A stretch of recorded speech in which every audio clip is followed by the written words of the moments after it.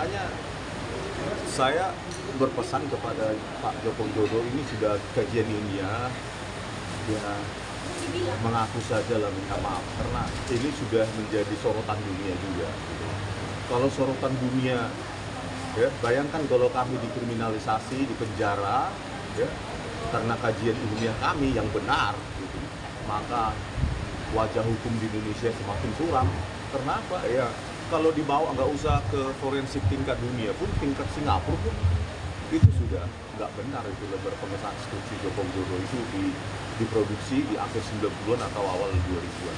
Menurut Abang, saat ini pihak kepolisian akan berpihak kepada kebenaran atau enggak sih, Bang?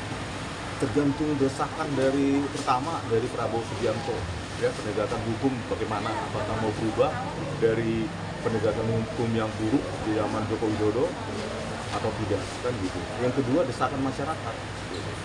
Kan perjuangan kami ini bukan untuk Rismon, untuk Roy Suryo, untuk Dr. Tifa. Ini untuk kita semua supaya tidak terjadi lagi ke depan seperti ini, gitu. Ini bukan masalah individu, ini masalah kita bersama. Nah sekarang kesadaran rakyat bagaimana kan? Kesadaran rakyat mau nggak kita bongkar ini? Atau kasus ini nanti tenggelam lagi setelah kami ditahan. Setelah kami ditahan, semoga ya, jika polisi berani menahan kami ya dengan bukti ilmiah yang sudah sangat telak tersebut, semoga lahir pejuang-pejuang yang tidak takut ya, dipenjarakan atau dikriminalisasi. Karena Indonesia butuh pejuang. Sudah lama kita 10 tahun lebih menjadi bangsa yang pengecut, ya, penakut, takut terhadap kriminalisasi oleh Joko Widodo. Oke?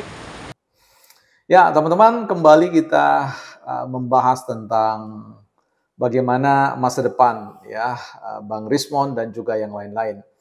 Sebagai kolega dosen atau sebagai kolega masyarakat ilmiah, saya berpikir bahwa sangat baik ya kalau di momentum ini Bang Rismon menyudahi ya proses ini dan mulai melakukan pendekatan-pendekatan kepada Pak Jokowi ya terkait dengan persoalan hasil riset yang diklaim sebagai sesuatu yang tidak boleh dikriminalisasi.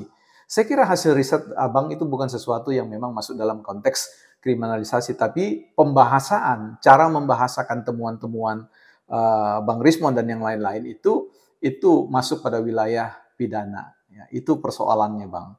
Nah, karena itu sebelum waktu terlambat, daripada pergi ke sana kemari, ya mengandalkan manusia, mengandalkan pihak-pihak yang selama ini sebenarnya juga berada pada pihak-pihak yang tidak unggul dalam konteks perdebatan publik, bahkan dalam konteks perebutan perhatian publik.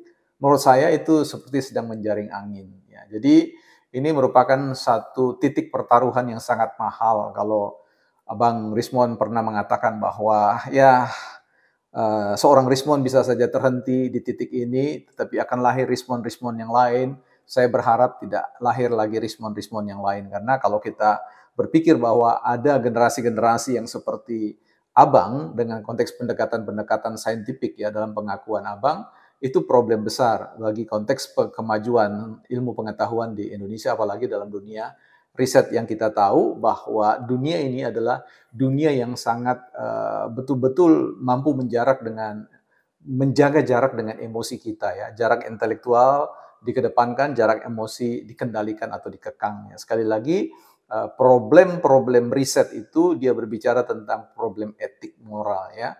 Ketika berbicara tentang etika moral, maka kita berbicara tentang bagaimana mendistribusikan atau membahasakan hasil-hasil riset kita itu dalam bahasa yang sangat humanis. Ya, tidak dalam rangka untuk merendahkan, menghina orang lain dan sebagaimana yang diakui oleh Pak Jokowi bahwa dia merasa ya terhina sehina-hinanya, ya direndahkan serendah-rendahnya. Artinya beliau Pak Jokowi dalam hal ini Presiden Republik Indonesia yang ke-7 itu mau memberikan pernyataan yang sangat tegas tentang apa yang ia pikirkan dan apa yang dia rasakan bersama dengan keluarga.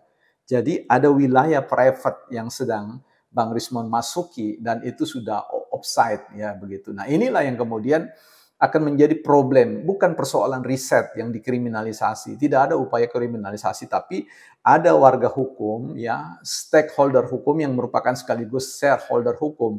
pemilik hukum dan juga di situ adalah yang punya kepentingan dengan hukum, ingin menggunakan hak hukumnya dalam rangka membela martabat, nama baik, kehormatan, dan sebagainya.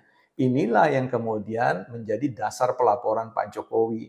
Jadi kalau kemudian Abang dan Mas Roy Suryo dan yang lain-lain ya menghadapi pelaporan itu dengan cara mencari dukungan sana sini, yang menurut saya juga belum ada track record yang cukup baik dalam konteks memenangkan perkara-perkara konflik di ruang publik atau konflik hukum, maka saya sangat punya keyakinan bahwa ini akan justru merugikan Bang Rismon dan yang lain-lain ya, bukan sesuatu yang kalau kita lihat dalam beberapa waktu ini Abang merapat di sana sini dengan pihak si A, si B, si C, si D yang menurut saya itu sekali lagi tidak punya power ya dalam konteks perhadapannya dengan hukum, perhadapannya dengan publik ya, yang quote mayoritas itu memproteksi ya keberadaan Pak Jokowi.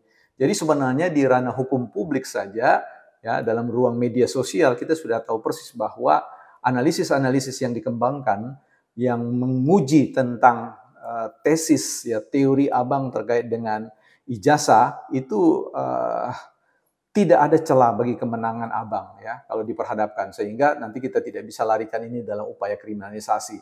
Saya melihat kalau misalkan ada kiriman beberapa analisis-analisis AI yang dikirimkan kepada saya oleh beberapa kolega-kolega saya, memang hasil analisis dari proses pengadilan yang akan berlangsung itu semua AI itu memenangkan Pak Jokowi ya.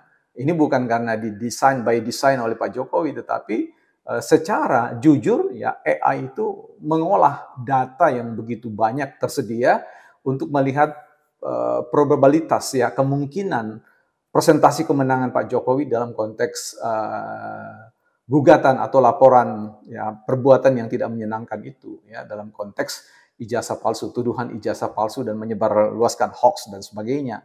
Itu 100% Bang ya.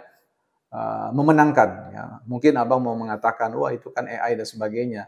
Tapi dalam konteks di luar konteks AI juga tidak ada dalil-dalil hukum-hukum ya tesis-tesis teori-teori yang bisa memperkuat ya dasar temuan-temuan Abang. Jadi sekali lagi ini sebagai friend, sebagai sesama anak bangsa, saya kira daripada pergi ke sana kemari mencari dukungan perlindungan terkait dengan persoalan ini, jauh lebih baik kontemplasi, jauh lebih baik mengevaluasi dalam kesadaran filosofis bahwa saya bisa salah tentang hal itu. Saya coba cek ulang lagi, saya pikirkan ulang lagi, oh iya ternyata saya salah. Yang saya analisis itu memang palsu, tapi datanya adalah data yang sudah dikopi gitu loh. Artinya tidak berbasis pada ijazah yang dimiliki oleh Pak Jokowi. Kan sebenarnya itu sudah sangat fatal gitu lah simpulan yang dicapai dengan cara mendeklarasikan suatu temuan seolah-olah itu palsu, ya.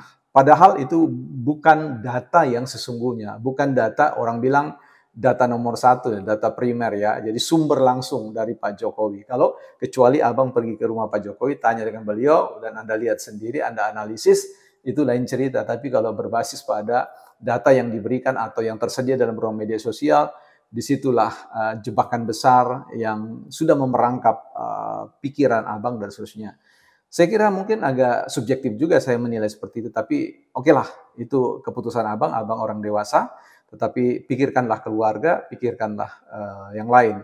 Ya, jangan sampai juga kemudian Abang mempengaruhi kehidupan orang-orang dekat dengan mengatakan bahwa ini perjuangan untuk membela kebenaran. Kebenaran manusia itu rapuh, ya. Kebenaran manusia itu hanya hipotesis. Kebenaran manusia itu adalah pernyataan yang sangat rendah, yang sangat mungkin ya, kalau mau pakai bahasa atau diksi Abang, 100%, 100 miliar dan 11 triliun ya kemungkinan tesis kita itu bisa salah, ya kesimpulan Abang bisa salah. Ya. Jadi gunakan saja keyakinan itu. Saya rasa masa depan bangsa ini, masa depan Abang dan keluarga, masa depan kita semua ini akan jauh lebih baik ketika kita mencoba menahan diri dan melakukan riset-riset yang murni, pure ilmu pengetahuan ya, tidak hadir dalam konteks nuansa ketegangan politik yang kita sudah tahu ya wilayahnya adalah wilayah abu-abu. Ilmu pengetahuan tidak bisa tegak dalam satu wilayah yang disebut dengan gray area.